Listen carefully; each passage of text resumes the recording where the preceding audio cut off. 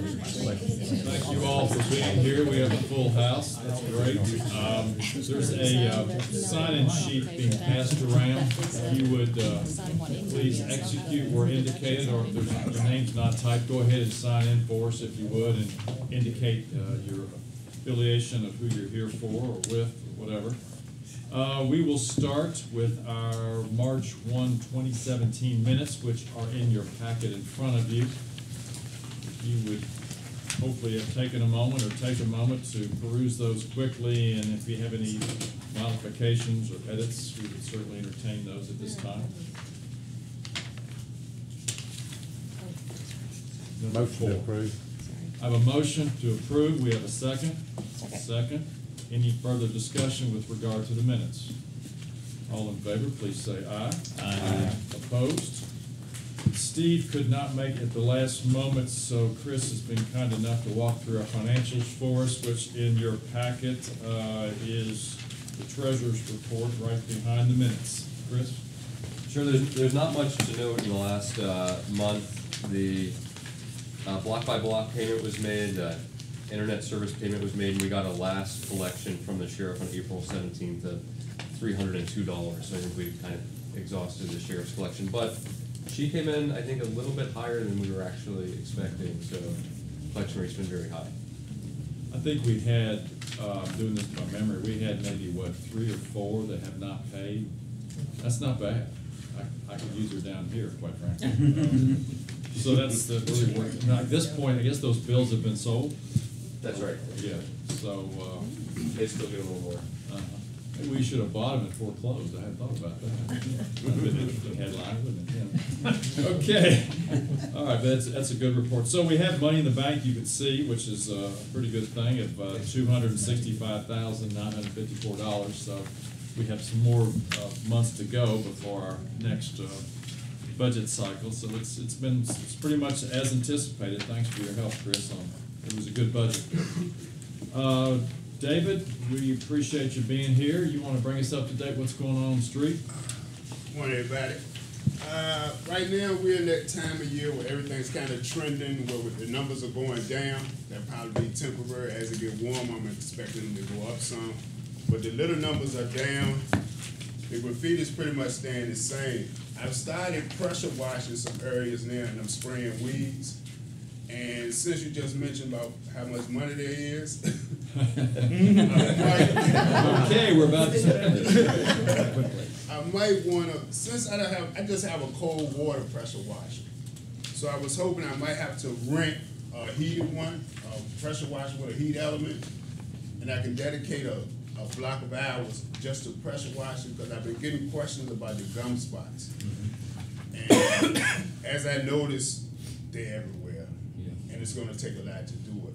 So if I could just rent a pressure washer, if I'm going to try something else first. If that doesn't work, then I was going to come see you ask about renting a pressure washer with a heat element and just dedicate a certain amount of time to seeing if I can get the worst areas knocked out. You might have seen some pictures on the back with there been people like sleeping up inside of the library, the art center in the mornings. Now, I've been waking them up. It's not something that I'm not spending the whole time. I'll just let the particular building manager, whoever's there, I'll let them know about it. But I guess somebody said something at the library, because the last few mornings I haven't seen them, but they were like camping out there in front of the library. But it looks like someone said something about it. And like I said, we're spraying, we're pressure washing, and I'll get back with you to let you know if I am going to need to bring the pressure washer. But I'm going to try something else first, and I'm going to see if it works on Mill Street and right there by Stagger Inn. If it works there, I'm pretty sure it'll work anywhere. Yeah, that's probably true. Have you got a price on the potential rental if you need it? I haven't checked more than one source yet, but I'm thinking it's not going to cost more than like $300 or $400.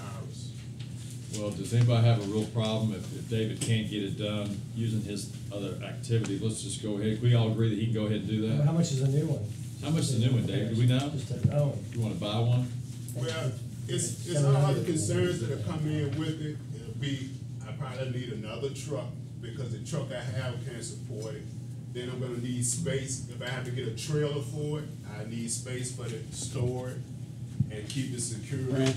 So there's a lot of other stuff to consider. I think we'd be renting it, David, okay. Yes, sir. You convinced me, I was on the train there for a minute, wouldn't we? I think, yeah, okay, but David, if you need to rent that, go ahead and do so, okay? Yes, sir. But I do think that we wanna try to get the streets and sidewalks as clean as we possibly can, so this is yeah, go ahead. I have one other question if anybody can answer. Where is as far as my cleaning in front of the library, like where the benches are, does it stop right there where the brick is? Because like that needs pressure washing. Is that something that I shouldn't touch, or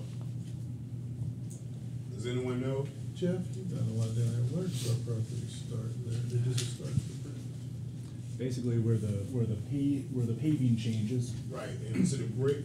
Yeah. Is that something, it'd be okay for me to do that, because, you know, that's where everyone hangs out at, leaves all kinds of stuff right there. Would it be okay for me to do that, or is that something I should let the city take care of? What's that? Yeah, it'll be okay. Okay. Kathy said it's okay. Okay, thank you. We do the same thing at Cheeks. Any questions for David on anything on the street, or anything you've seen or would like to see? Dale Ferguson, I don't know if anyone knows Dale, I call him the mayor of downtown, he owns Fayette Cigar, and he made a comment to me, and he was opposed to the management district. He made a comment to me, he had met David, what a wonderful job David was doing, and every ambassador, each and every one of them, he said he is so impressed with the quality of work and the quality of person. Excellent, that's the kind of thing we need to hear, thank you. Maybe visit him again. That's good. Anybody else have anything for David? Okay, we're gonna now take a look at, on the new business, our 2018 proposed budget. Chris, you wanna just go through with a high level, Yeah, I we'll won't- get in the weeds. I won't bore anyone to death with this, but as you may recall, the board has to submit the budget to the Irvine County Council for review. So we drafted it here. We kept it, we initially did a 2-year budget. We kept it pretty similar. I'll do the real highlights. On page 1 of the budget, we've increased some money for donations and partnerships from nonprofits. It's $10,000. That's on the revenues. Otherwise, revenues mostly the same. Next page, expenses. The real change on expenses is that we've decreased the amount of money we had budgeted for administrative support. Initially, the board was thinking of hiring a part-time or full-time person. Now we're contracting support through DLC, and that's allowed us to put more money into the special projects and investments. That's really the biggest change on, and we had over budgeted maybe for block by block contract services, so we've saved some money there. Those are the 2 big changes on the expenses. And then the last page is that the sheriff's checks start coming a little bit later than we thought initially, so we're increasing the amount of money you're holding at the end of the fiscal year to about $120,000, so you can keep paying your bills until the next sheriff's check arrives in November. Not a lot of changes, to be honest. I mean, it's pretty much a continuation with a little bit more money for investments. Any questions on the budget? David? Did you say you over budgeted for block?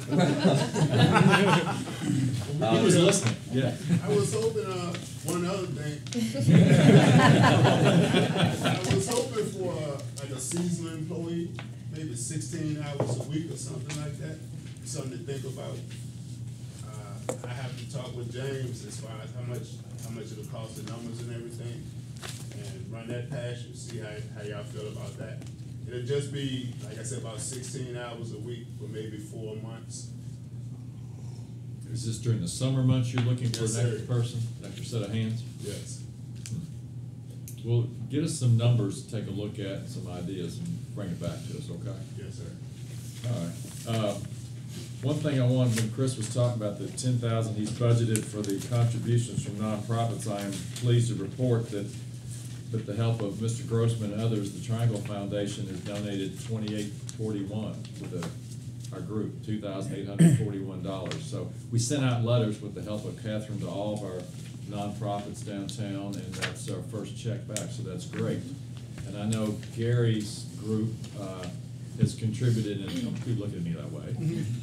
Gary's group, not my group, Gary's group has contributed. They're doing an art project with Marjorie, and they're funding it themselves, so it's not coming out of our tax tax dollars and or our budget. So in essence, I think it's an indirect contribution with some public art by virtue of the parking authority. So Gary, thank you, and that great chairman you've got leading your group. Anybody else have any thoughts about, all the letters have gone out, right?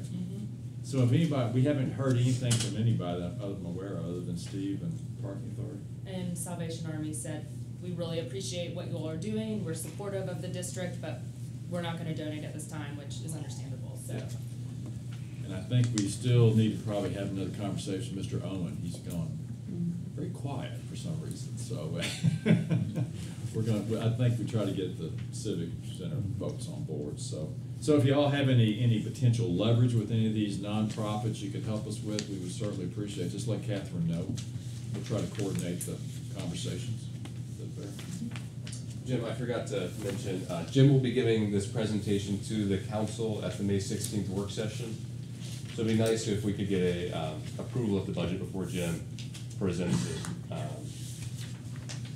So are you trying to suggest me you do that right now? Today. Was that a subtle hint? Okay. So, Okay. Jim, before we do the budget then, I want to go back to the need, possible need for another staff person. Because we won't meet again until June. You'll be well into the summer when I'm thinking that's when you're saying that you have the hiring process. So I'm fine if, Jim, you want to take a look at the numbers and what they propose. If you're good with it in the interim, then we make the hire and get the person in place. So that, If we need to formally do that, I'm glad to do it. If we don't, I'm good too. well, you make a good point, Kevin. We ought to try to build it in the budget. We have any idea what it might run, Dave? Anybody? Ballpark in Jim about $7,000 at most if you're gonna run that person for approximately 20 weeks. So that's 16 extra hours. 20 weeks. Not that much. So, would you like to make that part of our budget then, Kevin, is what you're thinking, amend it to reflect that? Okay, so Chris, can we put that in our budget? Yep. With regard to expenses, a $7,000 seasonal employee for roughly 20 weeks, we'll just build that in on expense-wise? Sure, I'll just cut it from the contingency, which is Okay, fine. okay. Any other potential modifications or amendments to this budget? Question, Jim. Yes. Have no idea if this is attached to budget or not, but on your report, David, you've got panhandling incidents. I don't know if that has anything to do with our budget, but beyond that, I'm just, in light of what, the city's conversations, how affected are we by that, and your people, do we need to know anything about that? And I'm curious what panhandling aggressive is versus panhandling passive. David? Haven't too much time downtown. Yeah. Yeah, David? Yeah, the passive ones, they'll be the ones that are just standing out there, they'll come past you, they might hold a sign or have a cup out. The aggressive ones, as you know, they'll be the ones that'll push up on you and get too close, you get in your space asking for money. The only thing we're doing right now, we're just observing it and we're putting it down as we see it. But since the police has been they've been doing more patrolling lately. Like as far as the library over on Broadway between Short and Main, they've had more of a presence. There's like 6 guys out there, you have 4 guys on bikes. So it's made a difference during the daytime. Now, I don't know in the evening, how bad it is in the evening, but from the other people on the staff, they said if they see the guys, they'll put it down. Sometimes they might get to put it down, but they've been telling me it's not that bad right downtown as far as at nighttime from what they've seen. Now, I've heard, like Mr. Rogers at Claudadis, he's always saying that it's bad, but when I go next door and talk to the guys in Sweet Spot, they say it's not bad. But generally you'll have people like at night now, they'll hang around the parking lots.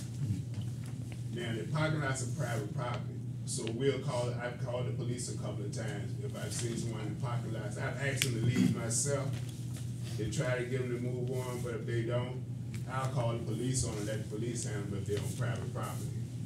But as far as us, we mainly observing it. If there's somebody that's aggressive, we automatically gonna call the police for them. How much time do you think you're having to utilize to deal with these issues? Well, it's not a lot, because like I said, if we see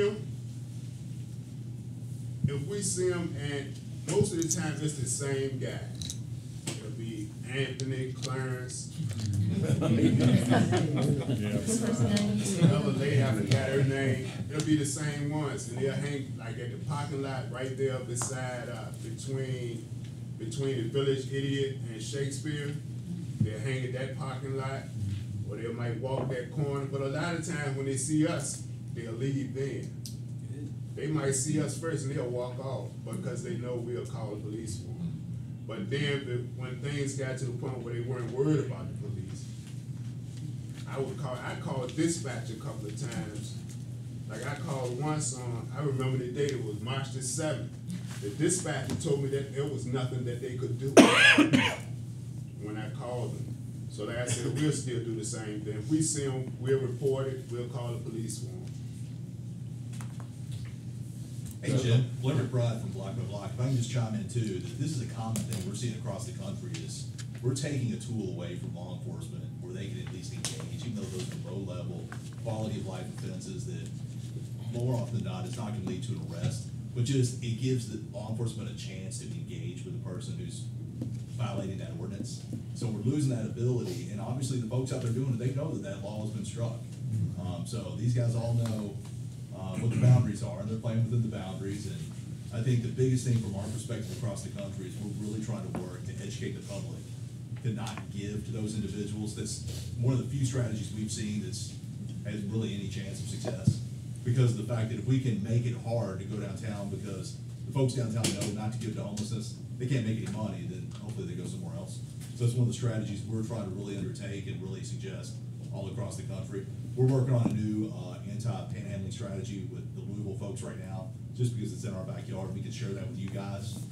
As soon as we have it done, we're pretty far along with it for them adopting it, but we've taken some teeth away from us as far as being able to react and address the situation. It's getting tougher. Council's working on the same thing here. And like Ms. Catherine, she was talking about herself, we gotta educate the public more. Absolutely. Because they're not gonna stop. But as long as people continue to give to them, they'll continue. So like Ms. Catherine said, it's something where we'll have to work on. The public should not give, and instead of giving to them, they give to organizations that provide resources to help them. Right. Now, we are undertaking some strategies by which we assign ambassadors to be around those areas where people are panhandling significantly, and trying to deter those folks by asking, using our First Amendment rights to ask them not to panhandle, to ask people not to give them money. That's been fairly successful, but it's intensive. It takes time off the street from these guys from doing other tasks of cleaning and all the other good stuff they have on their plate. So, you know, it's always a trade-off of how much time we want to spend on it. So it's kind of almost to the group's, you know, idea for how many resources you want to put toward that initiative and that concern. So if I can, just from the city's perspective, a couple things. If you've seen the van to stop panhandling, it's part of a larger effort to educate the community that as long as people give, they're gonna be there. And the only way to really stop it is to educate people that that's not helpful. So, and to give them alternatives. So the city's working on that. There's been enhanced enforcement. As David said, there's been more officers downtown, and in some other areas. And I would just urge everybody that it is a fine line between someone's right to come in and ask you for money and someone's right to, they don't have a right to harass you, don't have a right to follow you, they don't have a right to get in your space. If that happens, or if you know it's happening, encourage other people, call the police. They're on it. They understand that it's a handful of people who are really aggressive, and we can enforce that. And just one other thing. There was an article in the paper this morning about keeping people out of the streets. So that's not going to make a big difference in downtown if people are just on the sidewalks. It's got nothing to do with that. What it has to do with is people actually standing on corners, flying a sign, and stepping into the street, which is dangerous. So it's not It's not anti-panhandling, it's a safety issue, and I believe that's gonna it's going forward. It'll help some, but the bottom line, we just have to educate people. If they wanna help, there's ways to do it. Giving money to panhandlers is not helpful. Thanks. I agree. I can watch some of this from my office, and twice this week. And this is on us, you know, people will hold their arm out the window with money, and these guys just run out in the street and grab it and come. So I appreciate what you're doing. I guess more germane to what we're doing, is there danger to David and his folks, and is it monetarily affecting this organization? Well, it doesn't sound like we're spending that great percentage-wise of time on it, but we do acknowledge it, we do document it, and we do report certain cases depending. That's about all we can do, Larry. I mean, Okay. we're not on the streets to clean it up. We can't. I mean, but I think that given the balancing like that you're talking about, I think we're doing all we can do. Okay, I just didn't want any danger to Oh, right. David's people, but on the other hand, it sounds like you know them all. Yeah, I anyway. Yeah, apparently, first name basis. And I might jump in, from an economic development perspective, this causes issues in other ways. I had a call from Craig Frabel the other day. They had a Breeders' Cup. It's gonna be a prime tenant in the old courthouse. They brought their office down to tour the office, the new offices, the courthouse. And 3 or 4 of the women, they've been located on Harrisburg Road since inception, out in Paragon. 3 or 4 of the ladies were approached by panhandlers, and it scared them. And it worried them about moving, and you know, what the repercussions from moving the offices downtown are gonna be for the staff. So that was a concerning call. So Craig, I think he's calm, but you know, it was a concern for the staff to move downtown from the suburbs, which is concerning from an economic development standpoint. Absolutely. I have that Jim, businesses Jim, know. I would just say that a couple things. One, I have a question if we need to amend the 17 budget to allow them to hire the 1 extra person. But 2, you know, I know we talked a lot about panhandling. The councils, the administration put a lot of effort post-Supreme Court ruling into looking into this. The police department, Charlie Lanter, is always willing to go out and talk with employers. I've had him do it at JIF and other locations about safety procedures for people who, if they feel like there's folks in their organization that are threatened. Their response times when somebody calls are pretty quick. We had an issue in Commerce, Lexington a couple of weeks ago. So, you know, I know we can spend a lot of time talking about this, but Supreme Court's limited us. We're working on it, and you can call folks for advice and safety. And I'm gonna add that, we've also been, letting people at businesses know that, they have our card, and if someone feels uncomfortable, they can always call us for an escort to their vehicles if they need it or anything like that. So, do we need to amend the 17 budget? Yeah, I believe we do. That would be my recommendation, to add another $7,000 to the expense side on the labor costs. That's Kevin's motion, I believe. Well, and my question would be, we're not gonna incur all the cost in 7, but which budget year though is? It starts in July 1. So That's we'll what I was have part of thinking. it. So, part of it would be incurred Mhm. in 18. You wanna split it up, Chris? Sure. How much do you think we'd need the first month of the last month of the fiscal year? So if people started in June. June. Oh, 1,500 to 7. So I would move But wouldn't we you need allocate it up to next year? $2,000 for the last month of the year to get somebody hired. And then the balance will be in the Then 18 then the budget. balance would be incurred in the FY 18 budget. You probably want the full amount in the 18 budget, since it's gonna go through. But Next they year. were gonna hire, this is May, they're gonna hire somebody, and so June would be in this year as opposed to. But there'll be June next year as Right. well. Won't they have the same need next year? Next than year, last the next year's budget's gonna be a full Oh, year. that's true. So Yes, we keep have the that. 7 and add I agree. Add Yeah, two. that's my Add 2 motion. this year, keep 7. Add 7 to the 18 budget and make an appropriation of 2,000 for the 17 budget. Yeah, which we've already approved that budget, so we just pull it out of contingency and utilize it for those. Okay, so David, you're clear to go in June. We're gonna book this for, okay. You understand Kevin's motion? Everybody I need a second to that motion. Second. Any other discussion? All in favor, please say aye. Aye. Opposed? All right, so you have an approved budget with that amendment, Chris, that we'll go over and present on the 16th, I think, to council.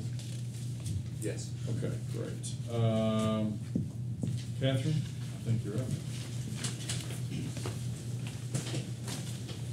Talk some trash. I like trash. Yeah, we're gonna talk some trash. Perfect.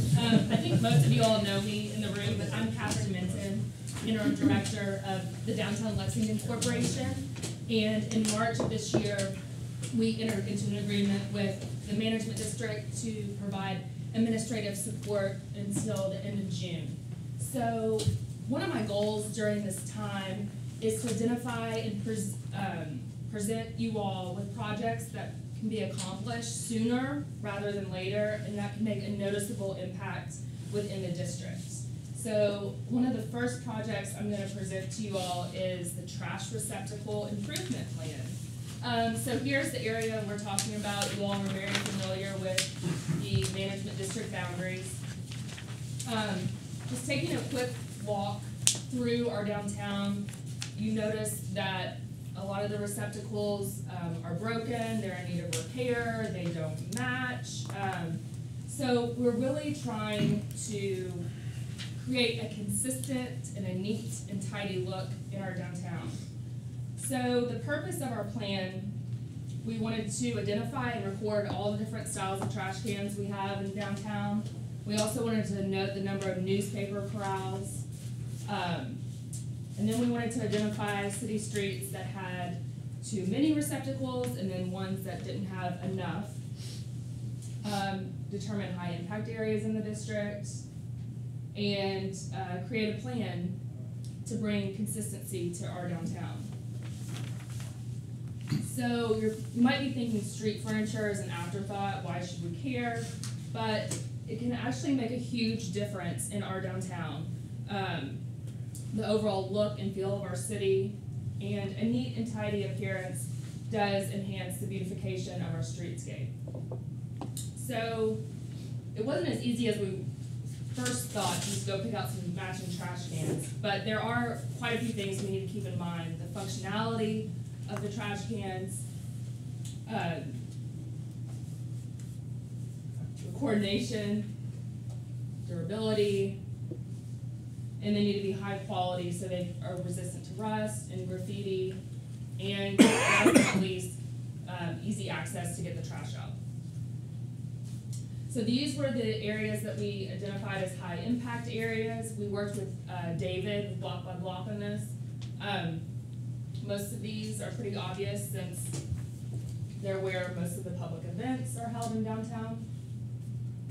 You can see the streets, Main Street, Limestone, Broadway. Then we identified areas without sufficient receptacles.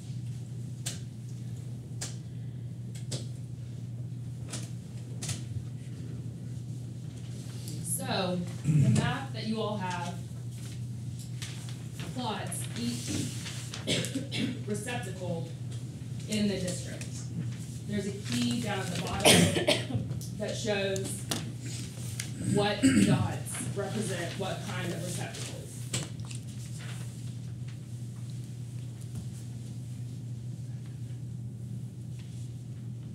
So there's 159 receptacles in the district, 61 are public spaces, 70 are the Live Green Lexington style, and there's 56 newsstands.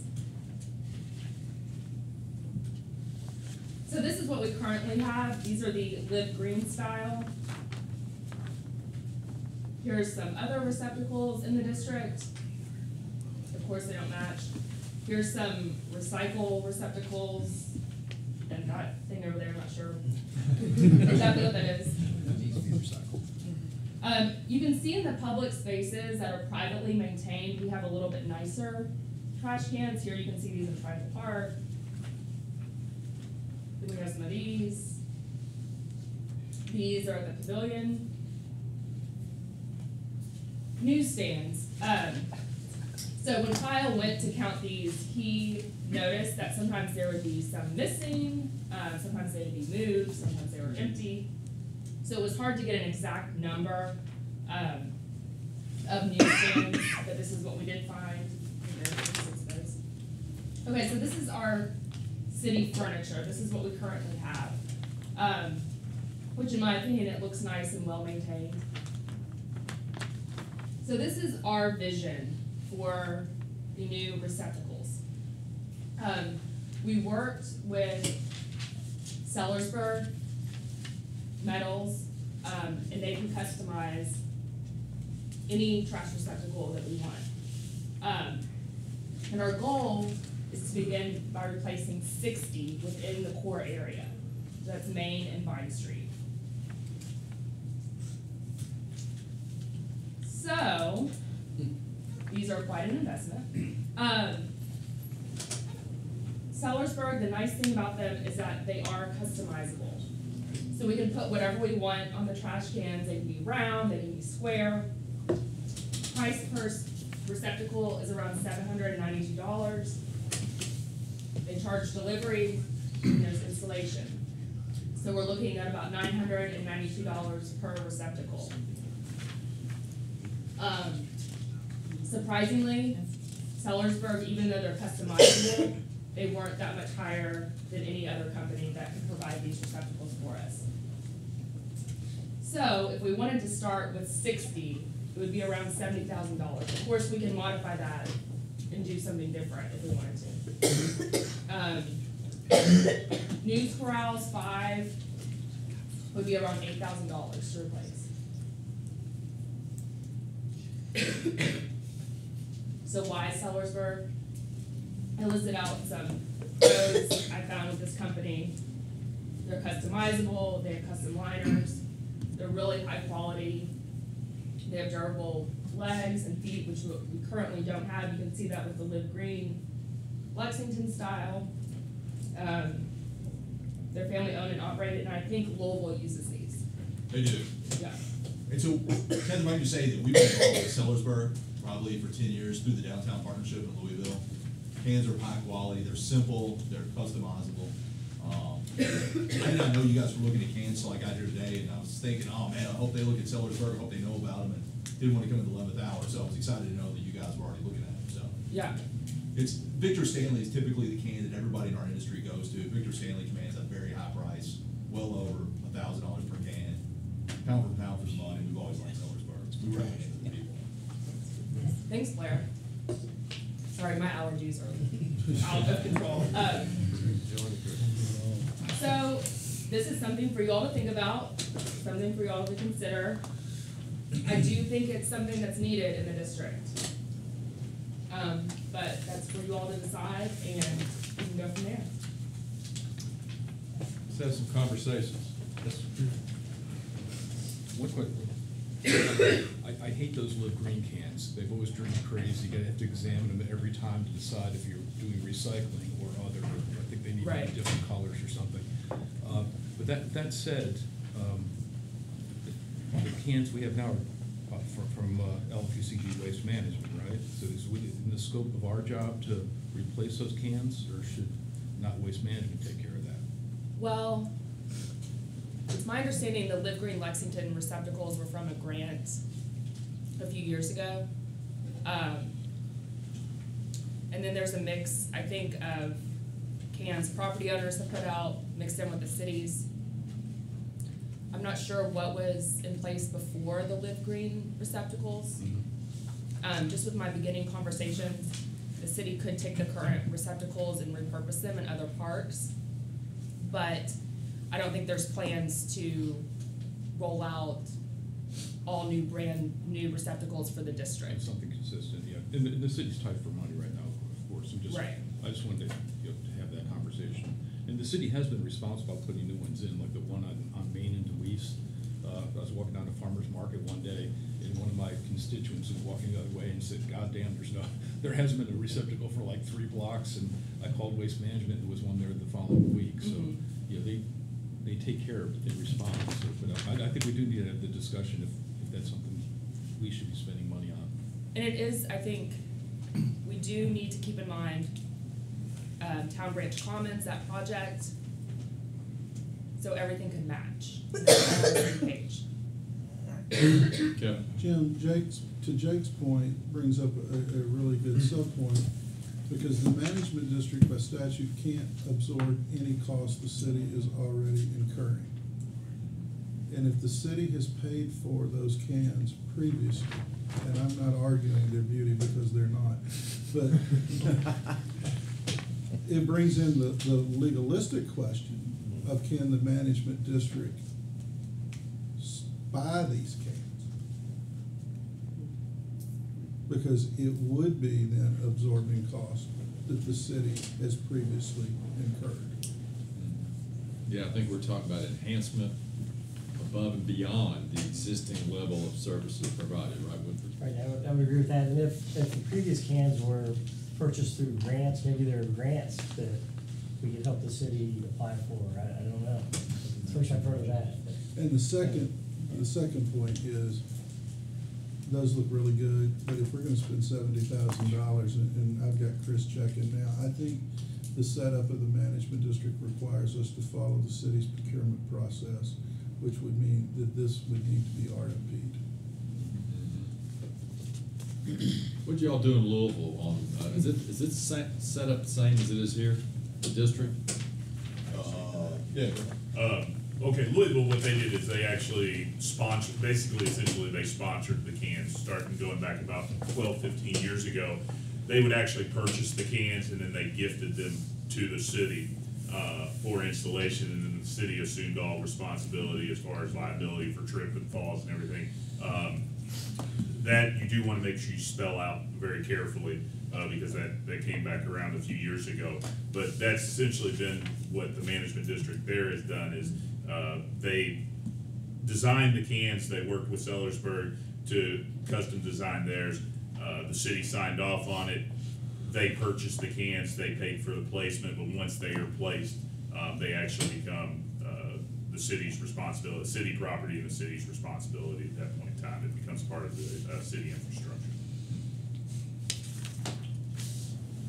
And I think the downtown management district got the commitment to the city that that would be essentially the standard can for downtown Louisville. So that way there wouldn't be all these variations, new cans introduced by different departments. And that even expanded within the last 3 years, where it's now going into the surrounding neighborhoods.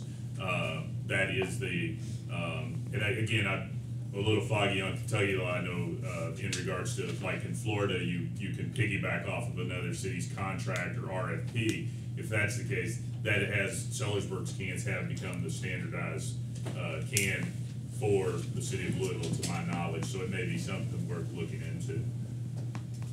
You know, one way you could get around the RFP, not that you'd want to, would be just to do an amendment to the block by block contract and have them buy the cans. You know, but I think the bigger question though is this really where we want to spend our money, or is it really, are we supplanting services that our tax dollars are supposed to be providing us? And I don't know the answer to that.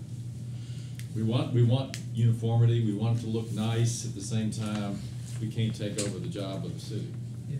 So it sounds like it would be useful to have a conversation with Waste Management. Yeah. Because it may be that they have X amount of money allocated, and we could supplement that to get a better fixture, you know, whatever, but we could work around the question of supplanting, because I think that's a legitimate question. And I would suggest to Steve's conversation, not only waste management, but having a conversation with Jonathan Hollinger, who is leading the town branch project, to make sure that this kind of fits in with their overall plan as well. And really just sort of, the overall plan I think needs to be in place, especially not just the cans, but the furniture piece, because even some of the photos, there's still some nice Keeneland green ones out there, but then there's the move in some of the new streetscape area with the stainless look, which matches some of the furniture that went into the pavilion area and the triangle. So, you know, we really need a decision on, are we going in one direction or another with all furniture? And, you know, while we're at it, has anybody talked to the Herald Leader about the corrals to see if they would even use them? I reached out to Chuck Creasy. He is the owner of Smiley Pete Publishing. I told him what our idea was. He said he would be happy. He knows all the various magazine and publication owners in town and has them already set up on a distribution list, that he would be happy to say, this is what this group is thinking about doing. Chuck said he is on board, but he thinks the message would be better delivered from him to talk to that group, and that they be strategically placed in areas that make sense. Because he said right now, there's no rhyme or reason really to where some are placed. So, before I had him spend time and energy on that, I wanted first to see, if this is something you all even want to pursue. I think the conversation's definitely worth having, but I just think there's a lot more conversations that need to be had before. Shouldn't I have to get approval from the city to even put a Herbie anywhere? I mean, shouldn't somebody have to get approval for that? I don't know. I would think so, but there's all sorts of different trash cans in the district, and I don't know. They should have a permit process. They should have to look a certain way, and the city should have to approve that. Are you talking about Herbies or these type of? The Mexican corrals or. Okay. Yeah, I don't. Into First Amendment stuff. Yes. Yeah. So. It's public right of way. It like to be for a governmental agency to restrict you being able to give away free auto-traded publications. That's restricted. We're being sued by the Herald Leader right now. Just for the circulars. So your thought is that if you can get Chuck to get his folks on board conceptually, that we could agree upon designated locations that would obviate what Nick's talking about. But the big question of Kevin's was the Herald Leader. They never, in the Right. history of these corral ideas, have wanted to play ball or include their paper and with others. They see themselves as different. Yeah, the Smiley Pete agencies and those magazines are a much different ballgame than the Herald.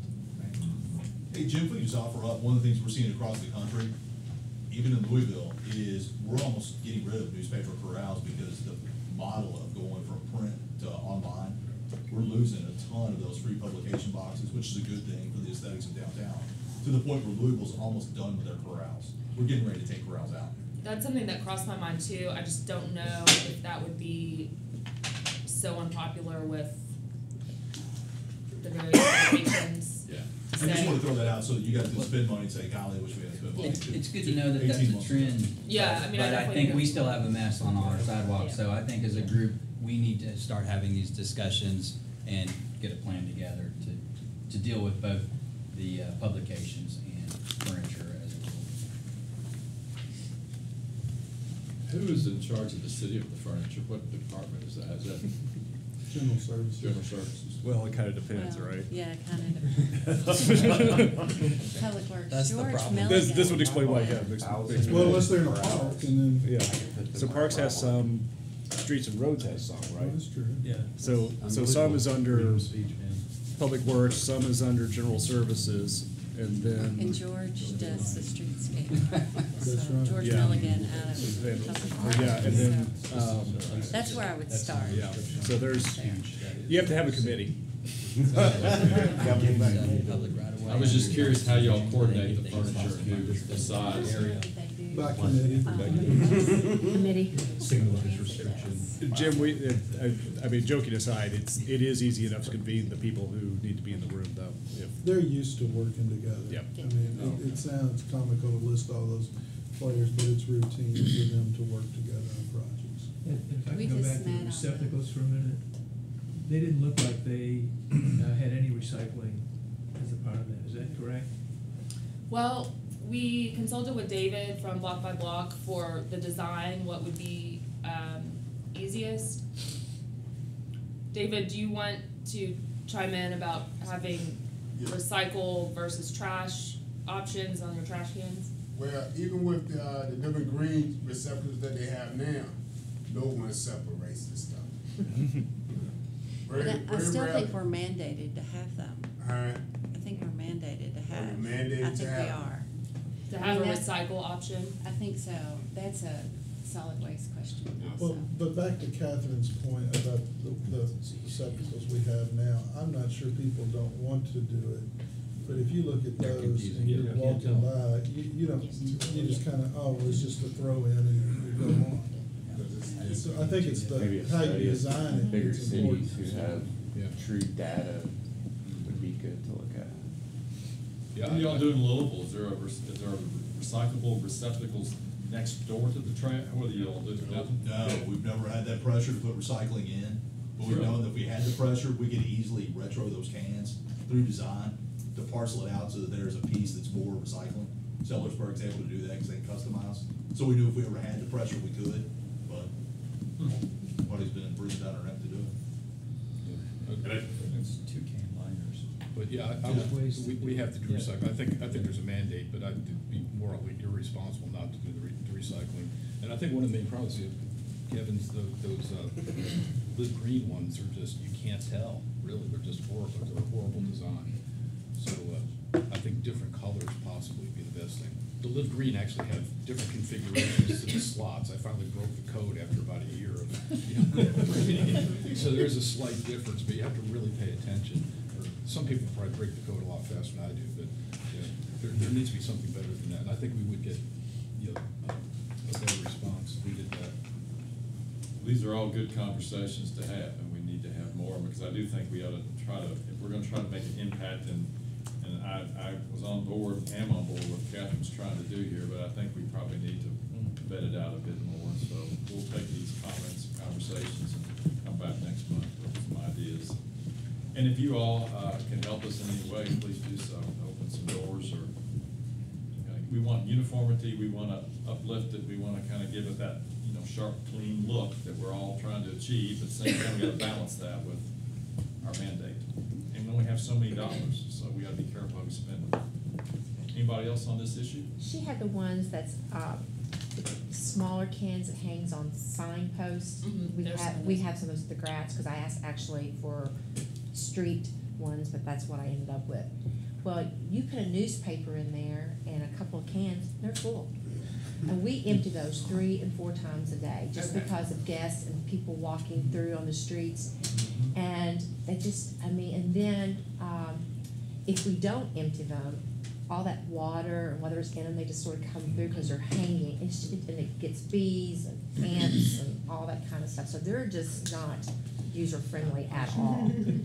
So that's when we went to start changing them out 3 and 4 times a day ourselves. Thank you for that feedback. Yeah. Complicated. That's good to know.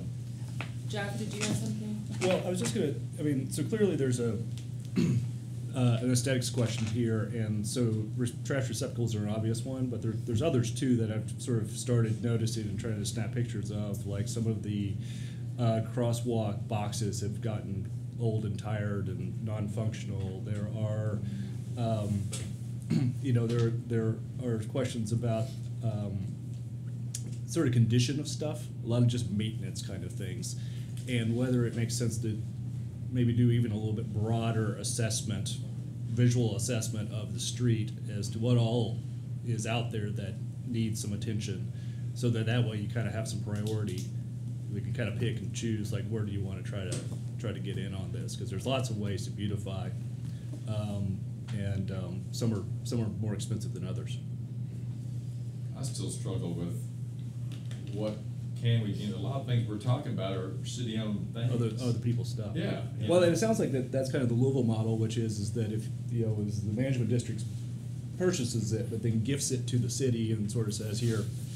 And they've been involved in everything from wayfinding, signage to trash receptacles to paper box corrals. So, it may be worth brokering a meeting to sit down and just kind of talk through kind of what their history is. And not that anybody needs to duplicate here what was done there, but just from learning how they navigated the situation and how it may apply to the statutes for the management district. So if I could have one thing, and then as I travel around the country, the worst thing is to see things bought simply because it was the most cost-effective item.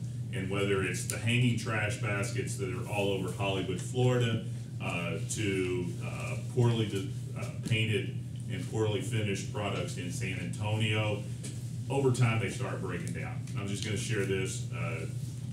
I don't own any stock in Sellersburg, but I've had the opportunity to work with them since I started with Block by Block, because they had designed and put the early models of the trash cans on the street in Louisville. Their product has been designed from the bottom up. They've seen them pulled off the streets because they've been hit by cars or pulled up by drunks.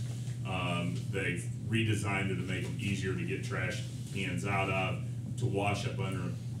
My only thing is if you do start, even if you're talking with a second party, it's just kind of look and see, is there a way to leverage funds? I do think you would be happier with their product, the fact that in some instances that they're able to be repaired.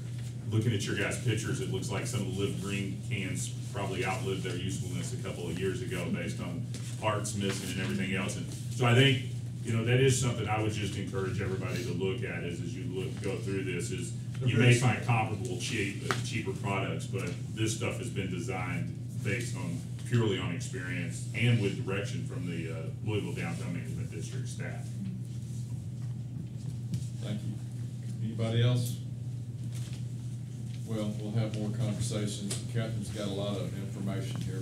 We'll get back and report back next month, see if we can have some more. But if we do, I would like to try to move this issue forward. So let's not just every month talk about it and forget about it 30 days later. So I'll get the right people together in a meeting and we'll go from there. I think Steve is right. Solid Waste would probably work with you. I mean, I'm sure they would love to make it easier on their employees also. Okay. And then Susan Kluger has a grant for ash cans, and we're gonna meet to decide where those go and what those are gonna look like. So we wanted to invite Jonathan and Jeff to that so that it'll go through the whole area. And if you'd like to come, I'll let you know. Yeah, that'd be great. Thanks, Kathy. So that we can get it started. good. Thank you very much. Okay, let's move on to social media and e-newsletter campaign. Okay, so another one of our goals was to engage the property owners better, to let them know what we're doing. So you can see, it's the second to last page. This is just an example of e-newsletter. So at first, we're all gung-ho and like we're gonna send this out to everyone, but we soon realized we didn't have very many email addresses. So this is just an example of what the e-newsletter would look like, what we would highlight. We would have a Meet the Ambassador section. We would highlight a project that was done. So this example is of activation of Triangle Center, the first 4 windows. And then in an effort to try to get people's email addresses, these postcards are going out. You all can take a look at these to all the property owners, just encouraging everyone to sign up. That way we can try to collect as many email addresses as possible to stay in communication with the property owners. Is there a button on our website to say sign up for our emails? Yes. Brett, do you want to answer? There is. Yes, there it is. It's right on the front. Like you don't even have to scroll down or anything. It's right. We just want to nudge people a little bit to sign up. We're also going to be engaging people on Facebook. Brett, I think, has some sample Facebook posts for the district if you want to pass those around. But just highlighting what the ambassadors are doing, and again, try to gain more interaction from the public. I do want to make sure Kevin, you might know this, any limitations on what we can and cannot say on Facebook or social media, or because it's There won't be for this organization. attacks. Okay, so we're okay. Because it's a separate, and just make sure we use good judgment. Right. Does everyone like this idea? Yeah. So like I said, we're just trying the best that we can to get as many email addresses and to really push people to sign up. Moving quickly, if you all want to turn to the next page, what I did was looked at what other management districts across the country are doing. What projects are they working on? So the one thing I want to remind you all, the nice thing about management districts are as long as we're going above and beyond city services, they can really be tailored to the needs of our city. So it's up to this group to really figure out what do we want, what do we want to focus on. I spoke with Louisville, and they had done a survey for all their property owners. And this is what I kept seeing over and over again. So the property owners in Louisville, their 4 most popular programs that the management district focused on was clean, safe, the ambassador program, and beautification. Over and over again, that's what the management districts are focusing on. That doesn't mean we have to do that. It's just what is being seen across the country. Then you can see 5 through 10 other examples of projects. And a lot of those we've talked about. But again, our district can be tailored to specifically fit our needs. Down below, I put recommendations. These, of course, can change. But I did want to mention we're getting a lot of great feedback on the activation of first floor vacant buildings. I talked to Clay Angelucci and Nick Ebbett.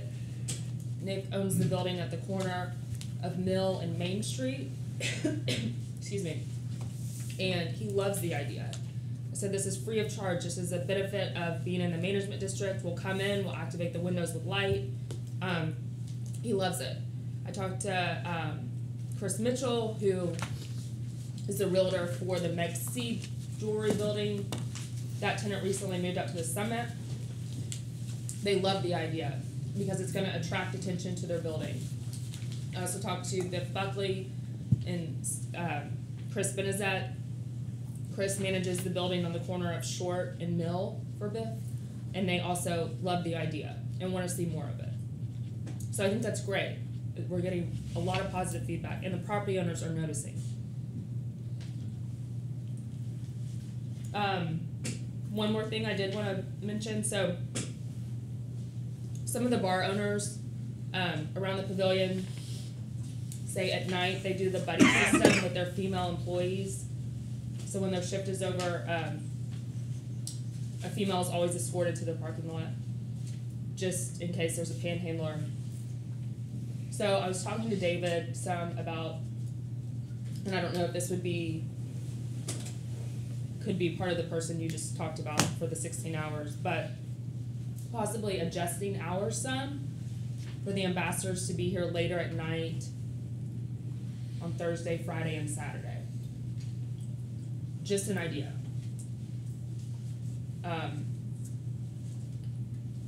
To add more eyes and ears when there is a large number of people in downtown Lexington. At 2:30 in the morning, the pavilion looks totally different than it does right now. It's packed with people.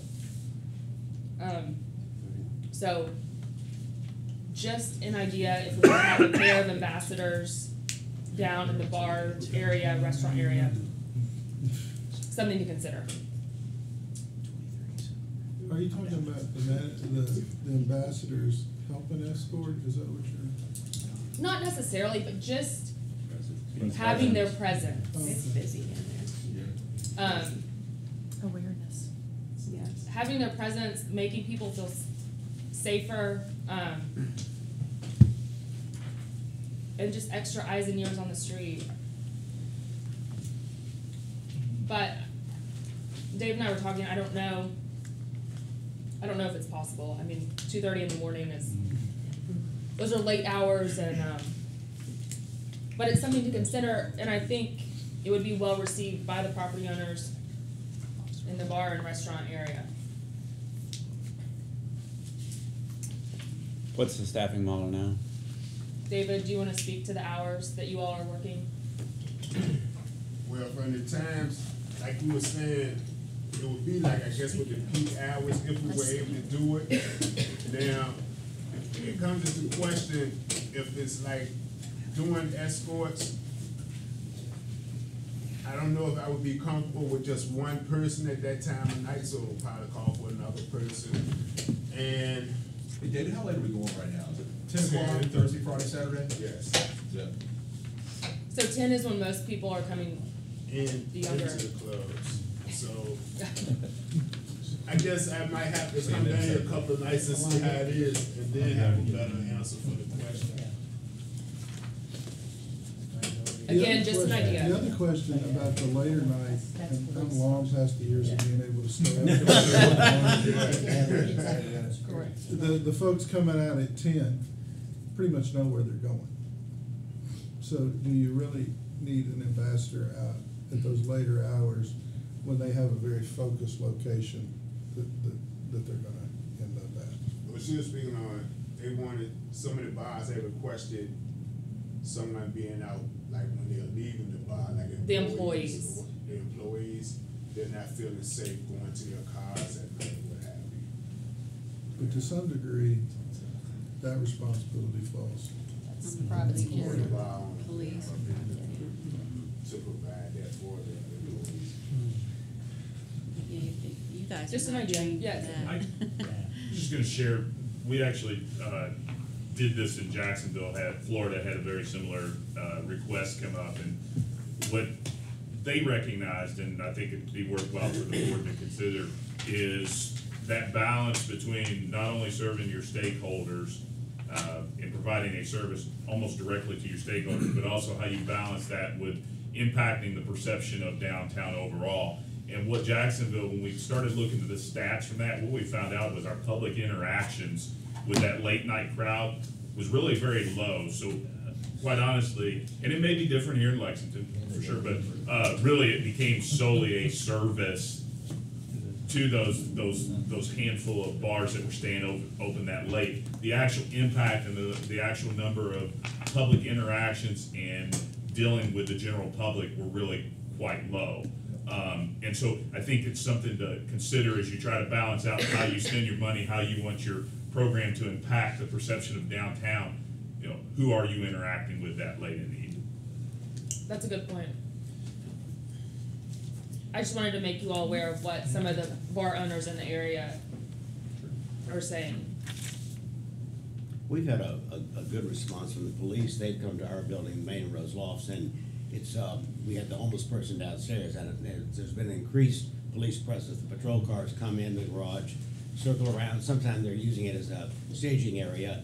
They'll pull out and then turn the sirens on. And so I'm firmly in favor of more police presence if we could possibly get that going. Versus ambassadors, I feel like that's kind of a waste of our money.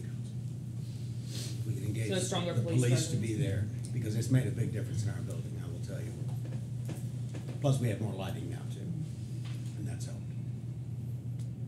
I think if you combine some of what, the trends and some of what we're hearing, we don't wanna not focus on safe, but we wanna make sure safe has its largest impact, and it doesn't sound like it's the after 10 scenario, but it's more. Purple shirts don't really pop it. Yeah. One thing we are doing that we will be doing if this board approves it later on in conjunction with the Visit Lex. I met with Mary Quinn Raymer, and they're taking ownership in a big way of the pedways. And regardless who has an ownership interest, and sometimes it's a bit murky, but we have contacted virtually all the building owners, and I don't know if Mary Quinn talked to you, Woodford, or maybe you did. I talked to Farrah and a few other people, Scott, and everybody seems to be on board. What they want to do with their money is to go in and do a deep clean, recarpet, spruce up of all the pedways, put signage up, and then also to add a light component, because I think we found that's a successful thing. So they're willing to put that up on their own nickel, and it's a substantial number, quite frankly. And what she asked me to do, if we would consider once that is done, be later on in the summer or fall, is that we would then be responsible for the maintaining it, i.e. vacuuming, kind of keeping it clean going forward. I told him we would take a look at it, and that David, we would run some numbers to see. We would obviously come to the board first before we would do it, but their budget I saw to do this work is in the hundreds of thousands of dollars now. So, and pedways are something that she's passionate about, or I guess her clientele use them a lot. Those of us who live here don't that much, or we know where we're going, so the signs don't matter. But I've heard some horror stories about the pedways from her, quite graphic ones, quite frankly. But, so I want to at least make you all aware of that. We've not committed anything yet, but I did commit to come to you all, and what she will do is come make a presentation to us. But it was a very informative, they've done their homework. I don't know if Catherine, have you got much on that yet with her? No, but I was planning to be with Mary Beth. Yeah. Or Mary Glenn. Yeah. So that's just one thing we're working on. Yes, sir. One thing, they're in disfavor nationally. People aren't building them much anymore. A lot of places are taking them down. So I'd like for us maybe to do a little bit of research on whether we ought to invest in those at all. I mean, I think my preference would be if we could get rid of pedways, would probably be the best. Yeah, you want people on the ground. A lot of cities have found out that pedways have been really bad for downtown businesses. I don't know who's in a position to do a little bit of research on that. Chris, is that your job, or he's hiding back? We could do it. Okay, but I would just like to look at that. So I've not looked at it deeply, but I do know. And we've heard that before. Yeah. So. And other communities promote their pedways. Louisville, for example, has a page ad showing all their pedways, and they promote it. Especially towns in the north too, with weather. Or you're gonna see Minneapolis is low, of course, yeah, you'll see it this Where summer. the chamber's going this, Yeah. this June. That's a good point. Anything else? Okay. Any public comment for items not on the agenda? Are we doing a Woodford meeting or something afterwards? We're having an art committee. Okay, there's gonna be an art committee after this meeting? Yes. So those of you who are on the art committee. Nick's the art chair. It's the grants committee. Grants committee. Investment committee. Grants committee, thank you. Taste in art. So is the protocol gonna be that the grants committee will meet for a few minutes if there are any I thought we were projects? gonna call it investment committee. We'll decide on the name later. Catherine will let us know what we're gonna call it. But rather than doing a lot of independent meetings, I thought it'd be best to have just a standing meeting, if anybody wants to talk about the investments in the community after each of these regularly scheduled board meetings. Because otherwise, we could spend Oh, I know. a couple of days a week meeting with people. Tell me about it. So we're gonna listen to a presentation from Marjorie and then one from the Lexington Art League. So all are welcome to stay or not. I just got a couple quick things. One of the people know we're gonna get a bunch of new bike racks downtown. That's about $10,000 worth, which is, I think it's gonna be 24 bike racks. Andrew requested them, and there's a few other businesses, so that's gonna be coming in a few months. Reflecting on it, probably should have brought it to this body so we could have talked about design and so on. I left the purpose to our bike head coordinator, Scott Thompson, so hopefully he makes good choices. I do want to mention, there's been some discussion about public restrooms as a possible project, I just want to throw that out your way. But they run Charlie Lanter is the expert on that. They run $40,000 to $80,000. We got about $80,000 for special projects, whatever we're calling it. So, but I don't know if we want to have a discussion. Will the old courthouse have any kind of public restrooms? Something freestanding that a lot of cities are doing. Like I was in one in Galway, Ireland, that was like this basically stainless steel structure that flushed itself. And again, I'm not sure that's anything we want to do. Locating it would be difficult, but I think I'd like some committee to have a discussion about that. I saw some in Atlanta that park downtown, Centennial Park. They're pretty high tech. I mean, they're self-cleaning. You can't go in there and spend the night. They have ways that it's pretty interesting. It's expensive. It could be a great amenity. Location would be interesting. That's gonna be your challenge. That's another thing. But Charlie Lanter's done a lot of research on that. And one other thing I want to throw your way is there's been some discussion already about wraps for the utility boxes, and I did a little bit of research on that. I decided not to spend any of my infrastructure money on it, but they're not all that expensive, and I think we could do a lot to make downtown a lot prettier with those. Because you can't paint those, can you? We've looked into that before. No, they. It's some sort of, I don't know if it's vinyl or they wrap them, and I think they run. Don't quote me, but like maybe $1,500 a piece for the wrap itself. But then you have the issue of the design. I did some research on it. I was going to spend some money, But then again, I always tell people I'm aesthetically impaired, so I didn't want to make the decision of what was gonna go in downtown. I thought, let some other body take care of that. But I was surprised that they were, I thought affordable, and we could have competitions for the artwork that went on it. So some people just do wayfinding on it, which is kind of interesting. I like the art ones, I've seen in various communities, but I think we should consider those as a project eventually. Steve? If I can weigh in also, going back to the investment committee or whatever it's gonna be called, I had hoped that the committee would generate some criteria, so that you're not just looking at ad hoc, somebody comes forward and they have an idea, something that could be vetted, we could, as a body, we could say, okay, these are the kinds of things we're interested in. Help you, help the board, otherwise, we're kind of doing one-offs and we don't know compared to what, so I just encourage you to. And we would bring these things to you, to the full board, that once we vet them. Yeah, my concern is that if I'm out in the community and I don't know what the DLMD is investing in, and I haven't thought about proposing something, I don't come forward. I think it would be very helpful if we had some kind of form of policy and information where it's like, this is what we're kind of interested in. Right. Here's how we can help you. Let us know what you all are thinking, because right now I don't think there is a clear guidance for folks out there to know that we have money that we're willing to spend. So anything we can do to create some type of policy to make it readily available. That'd be great. Okay, one quick question, June meeting, is this, if it's scheduled, the same, many in this room, probably including you, will be on a plane to Minneapolis. Was that when that is, the Trent Chamber trip? It is. Is it? Yep. So we wanna back it off a week? Following week, I think that's what we're doing parking authority, aren't we? We're pushing it back a week? Well, we could sit together on the plane and have the meeting. We could have a forum on the plane. Yeah. 21st. 21st, is that what it'd be? Is that the following week? Did you say the 14th was parking authority? We'll be No, on, we meet on the Wednesday, just move the Wednesday back, it would just make it be in the one teens. Wednesday back. Be the 14th. Oh, back. You went 2 weeks instead of just 1 week. So we're scheduled to meet on June the 7th. Yeah, so you're talking about the 31st?